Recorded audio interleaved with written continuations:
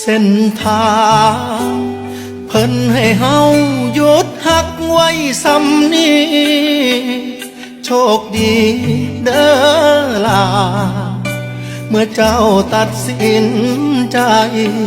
อายสิคิดว่าเป็นฝันร้ายเข้ามาแล้วมันต้องผ่านไปเพราะว่าหักมันไปบ่ได้สุดท้ายก็ต้องจบบุญที่ร่วมกันมาแต่ศาสตร์ก่อนแค่มาพบก็เสียเจ้าไปต้องสละคำว่าตลอดไปอ้ายยอม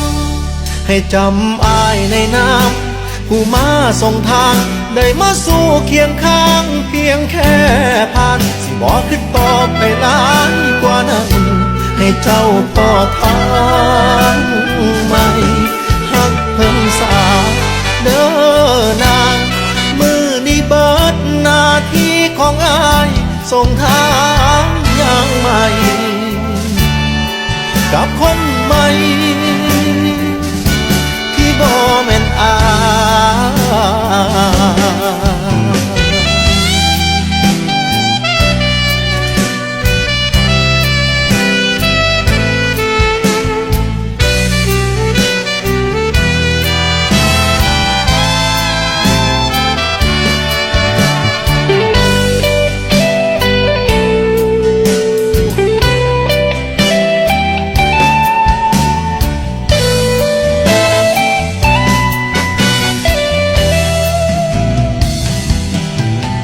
บุญที่ร่วมกันมาแต่ศาสตร์ก่อน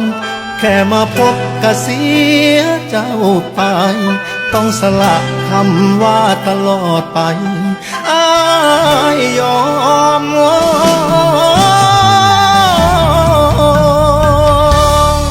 ให้จำอ้ายในน้ำผู้มาส่งทางได้มาสู่เคียงข้างเพียงชั่วคราวสิบอกขึ้นต่อไปหลายกว่านั้น